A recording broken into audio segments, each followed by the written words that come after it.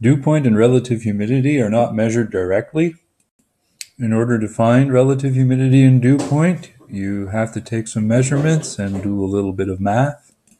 The two quantities that are actually measured using thermometers is dry and wet bulb temperatures.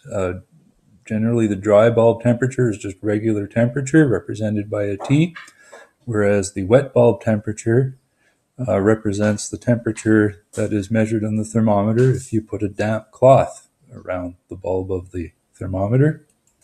In addition to the damp cloth, there is usually some airflow in order to evaporate the water in the damp cloth and saturate the environment inside the damp cloth.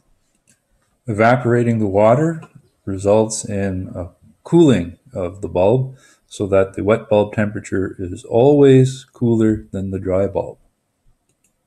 By subtracting T minus TW, you then get a quantity called the wet bulb depression. The numbers that you see here were taken inside the ASAC building at Lyndon State College. So it represents a climate-controlled environment. So a temperature of 22.2 degrees Celsius represents approximately room temperature. It must have been warmer on this day. Whereas the wet bulb temperature here was 15 degrees. If you subtract the two, you get a wet bulb temperature depression of 7.2 degrees. You can measure the dew point temperature then by using this table, which is taken from table 6.6 in your textbook. The dry bulb temperature is given in this column over here, whereas the wet bulb depression temperature is given over here.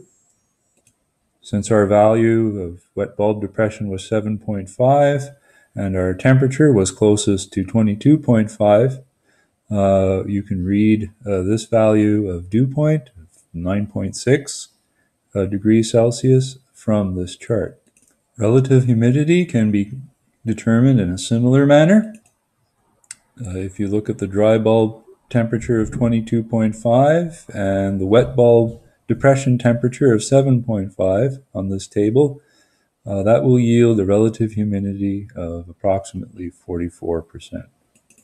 This is actually very dry and indicates that this sample that we have here was probably taken during the winter when relative humidity tends to be pretty dry. The reason for this is because it is very cold outside, and when it is cold outside, the atmosphere in general cannot hold as much water vapor. Hence, the dew point measured inside homes in the winter is generally very close to that that's found outside. So unless you have some sort of air conditioning or some sort of humidifier,